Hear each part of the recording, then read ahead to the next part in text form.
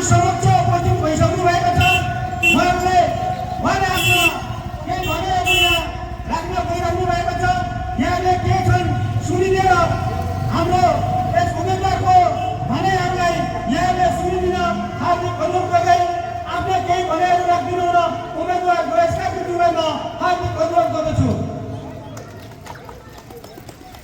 सबैलाई नमस्कार। हामी यो बजारमा आइपुगेका छौँ। आउँदो निर्वाचनमा तपाईँहरूको मत कसलाई जान्छ भन्ने कुरा तपाईँहरूले पक्कै पनि टुङ्गो गरिसक्नुभएको छ। तर पनि एकपल्ट सम्झाउँछु, जसले घन्टीलाई भोट दिन्छु भन्नुभएको छ उहाँको सबै परिवर्तनको पक्षमा उभिनेहरूलाई धन्यवाद छ। र जसले अहिले पनि घन्टीमा भोट हाल्नु अथवा के गर्नु हुने सोचिरहनु भएको छ भने एकपल्ट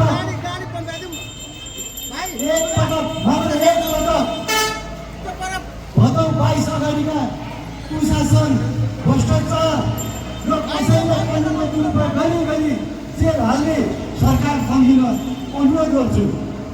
देश र देश सडकमा ढालेका हाम्रा नानी बाबुहरू सम्झिन अनुरोध गर्छु।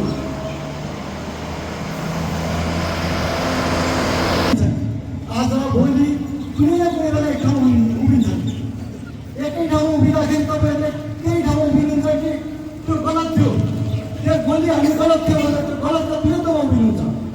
पक्कै पनि मलाई विश्वास छ बहिनीले न्याय गर्दैछ। बहिनीको हातमा रातो रगतको रङ लाग्दैन, मलाई विश्वास छ। त्यो रगतको विरुद्धमा, त्यो गोलीको विरुद्धमा मतदान गर्नुहुनेछ। दुईटा भोट घन्टीमा बजाएर त्यो न्यायका लागि, सुशासनका लागि आवाज उठाउँदै गोली खाएकाहरू, घाइते भएकाहरू सम्झेर घन्टीको दुई छापमा भोट भरिदिनुहुनेछ भन्ने मलाई विश्वास छ। बराबरले कहिल्यै पनि गलत निर्णय गरेका छैन।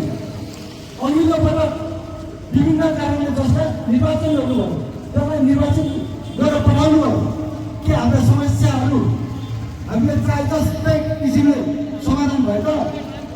पक्कै पनि त्यो प्रश्न यो पटक गर्न जरुरी छ।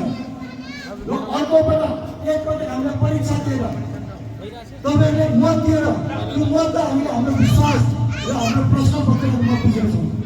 त्यसमा हामी उत्तीर्ण भयौँ कि भएनौँ अर्को पटक आएर सोध्दैछौँ, बिचमा आएर पटक सोध्दैछौँ। यो जवाब हामी दिनेछौँ। यो परीक्षामा हामी उत्तीर्ण हुनेछौँ। हामी 23 गते र भदौ 23 गतेसम्म चलेको कुशासन गोली सबैको बदला न्यायपूर्ण रूपमा लिनेछौँ। हामीले छुट्याउनै पर्छ हामी कुन पक्षमा छौँ। हामी रगतका पक्षमा छौँ कि शान्तिको पक्षमा छौँ? हामी गोली हान्नेका पक्षमा छौँ कि गोली हान्नु हुँदैन भन्नेको पक्षमा छौँ? नेपाली काङ्ग्रेस एमाले को थियो सरकारमा हामी सबैलाई थाहा छ।